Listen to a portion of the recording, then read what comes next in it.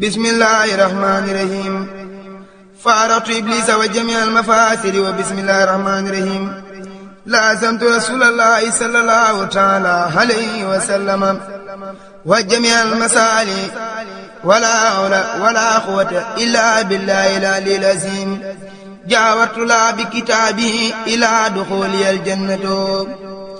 jaawartu bil furqaani rabbi al-muhin malaktu nafsiya wa zazatu lahin jaawartu bil furqaani rabbi al-muhin ملكت نفسي وزعزعت اللين أقصت من دنيا وزاد للجنان وانخاد الهوى ولي صفى الجنان وعلاني الأبرار في أخرايا وانخاد لي بلانتيان قرايا رافقني إلى الجنان جيم ولسواي زوزع الرجيم ترسي عن اللين والفجار كون بديع العالمين الجاري أكرمني البديع بالكتاب وسانني عن جالب الكتاب لم ينوني إلى دخول الجنة خير بسارات العليس منا لم ينوني زجر ولا وهيد وهم مري إلى الجنان يد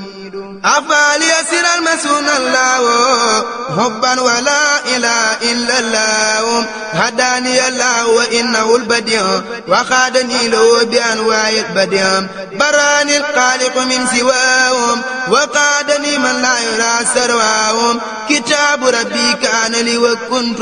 له ولله بي سكنت ترسي عن الأقدار والمفاسد سلامتي من جالب لفاسد أكرمني الله بذكري وما لاختاره وليخاد لخوما بها بي الله كرام القراء وببقائي النبي سرا هبات ذي الجلال والإكرام لي خلدت مراقب الكرام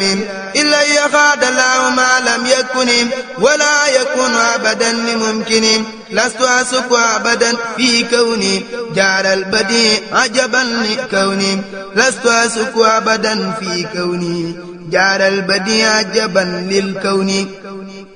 إن الذي من الإله عسم خاب عن الكون وفيه فزدم دلني الله على الله بلا تقرر وأمري تقبلا خاب القلاتي المال سادم مسمني عس بلا كساد وقاني الباقي بي سبورا تجارتي لدي لن تبورا لم ينوني ما باني الله فضلا ولا إله إلا الله يقود لي بلندياء سمني من كان لي ولي سفا زمني جاورت ربي بلسان العرب بلا نهاية وتابت قربي نزال الإسلام عند قربتي لدى الجزائر منير تربتي نزال النور لساني والكتاب أزمان خدمتي لدى أهل الكتاب تزيل ما ثبت للمصطفى أغنى يميني عن أذى ومدفع